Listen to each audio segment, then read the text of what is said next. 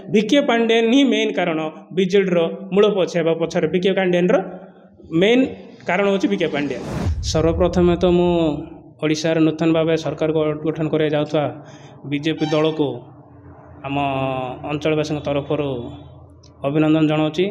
आशा करुचु नूतन सरकार लोकंर हित पे काम करेंगे, ओडिशार स्वार्थ पे काम करेंगे। ओडिशा अस्मिता नारा देकी जो सरकार आसचंती ताकू बजाय रखे बोली मैं आशा करुच्ची। दीर्घ 25 वर्ष काल रे जो विजु जनता दलर अहंकार सरकार चलता अहम भाव मन नहीं कि प्रशासन को हाथ बारिश करी जो जनसाधारण मान जो हैरान हरकत करुले तार अवसान घटी। वर्तमान सारा ओडिशा रे लोक खुशीर लहर खेली जाइए।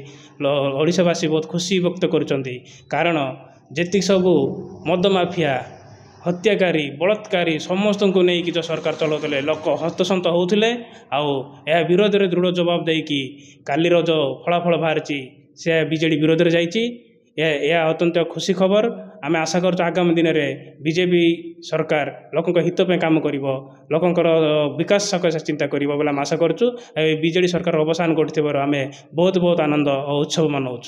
निश्चित भाव में जदि जी कौन सी कम लिप्त थी दुर्नीति लिप्त अच्छा अपराध लिप्त अच्छा तो छनका मन छनका पशि जाइए भयभीत अच्छा कोकुआ भय होती प्रशासन हाथ बारिश करके बाँसफुट मारुले राजरास्त कलर टिकी छाड़ुले निरीह लोक हैरान हरकत करुले एम राति निद होनी।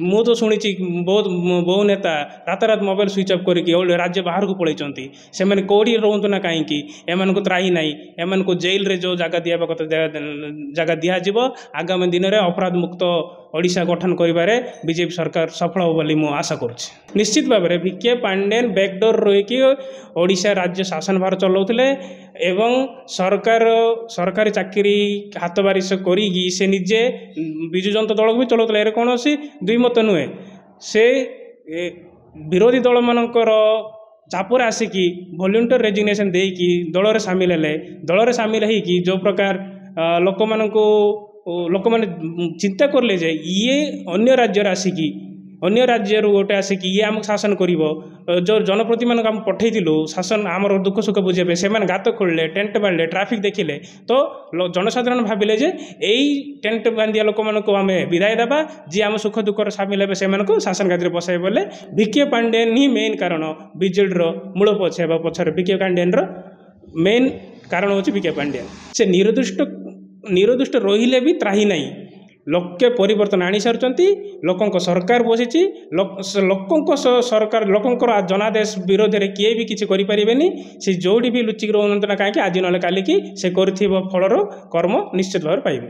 निश्चित भाव में 5T ना जो प्रकार दुर्नीति चली भारत वर्ष में यह चरम सीमा कौन से राज्य में ये दुर्नीति है ना। ओडिशा भली राज्य में जोड़ी प्रचुर खनिज संपत्ति थी कि जो प्रकार हरिलुट कर चलती यार निश्चित तदंत खूब शीघ्र हम आउ बीजेपी सरकार यार निश्चित भाव में दृढ़ कार्यानुष्ठान नहीं कि माननीय प्रधानमंत्री पूर्व भी कही ओडिशार विकास सकाशे से कौन सी कार्यकलाप से अवहेलित करेंगे नहीं कौन सी मत से कंप्रोमाइज हेबे नहीं विकास से जो कार्यानुष्ठान करेंगे से आगे करेंगे।